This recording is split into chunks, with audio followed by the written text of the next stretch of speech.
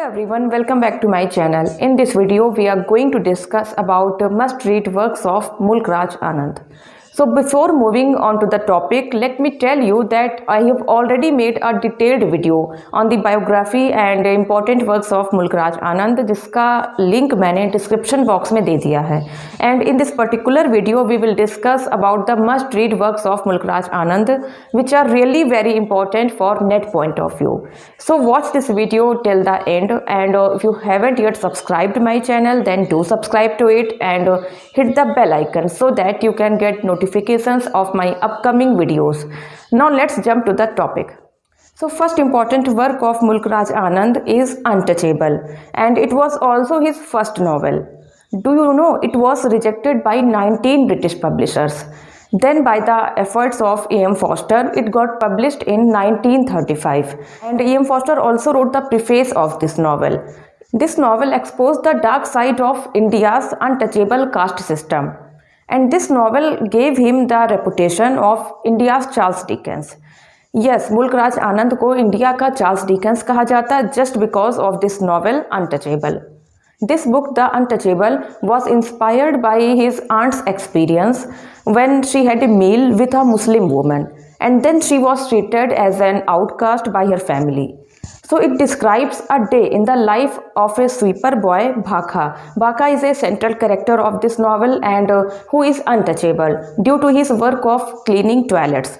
Bhaka is a 18 years old boy whose father is Lakha, who is a Jamadar of sweepers. अब novel में बहुत सारी चीज़ें होती हैं इस बीच में. Then in the last of the novel Bakha goes to the Gol Maidan where he listens the Gandhi speech very attentively. वो गांधी जी की स्पीच सुनता है and he is thrilled by his speech that sweepers are man of God. Then he hears the speech of poet Iqbal who says that the problem of untouchability can be solved if modern flush toilets are introduced. कि अगर modern flush toilets introduce होती हैं तो उसके बाद ये untouchability की जो प्रॉब्लम है वो सॉल्व हो जाएगी.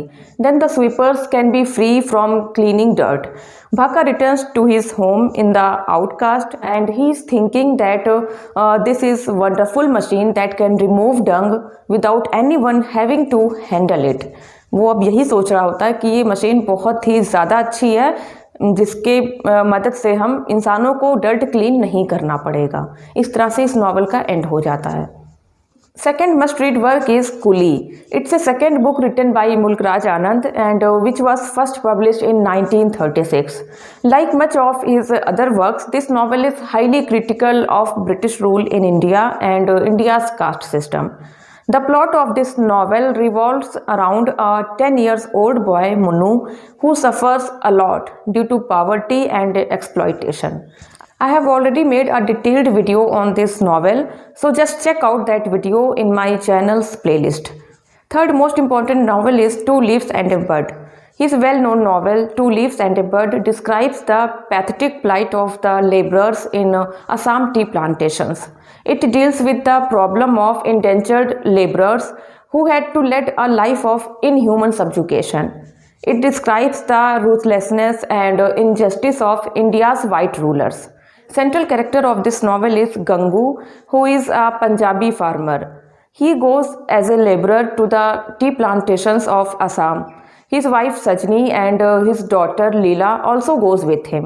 On reaching there, they discover that the promises made to them were all false, that the world of tea plantation is like a prison house. So the novel shows injustice of the British Raj, the exploitation of the colonizers and the misery and suffering of the Indian people.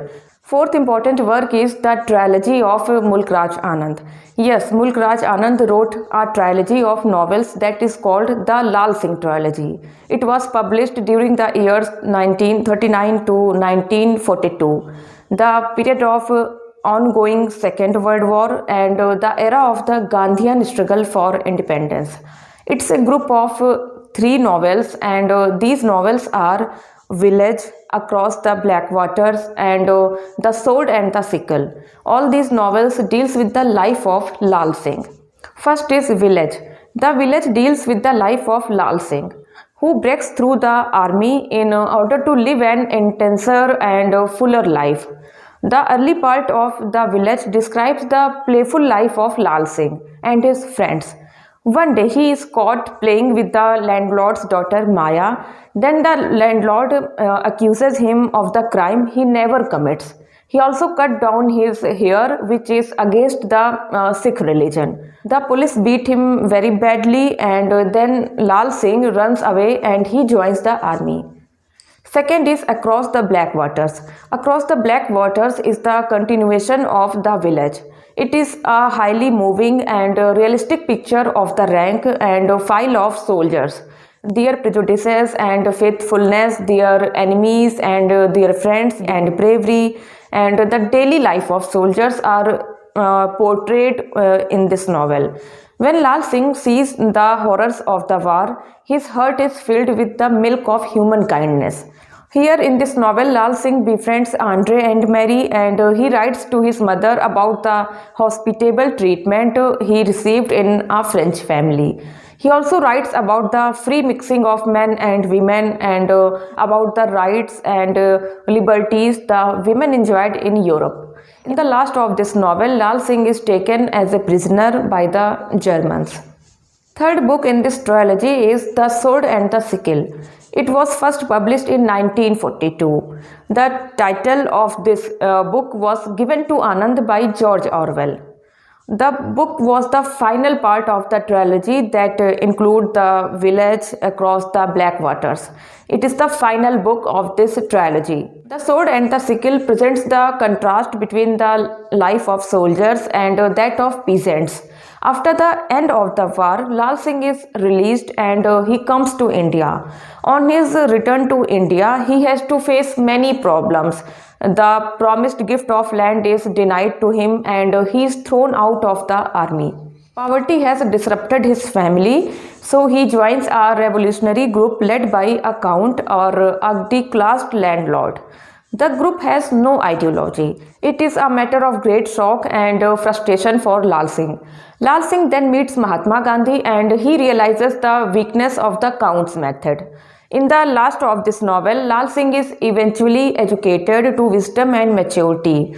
He has found his living relationship with the village commune, but on a new and more powerful scale. So this is all about this video. Thanks for watching this video.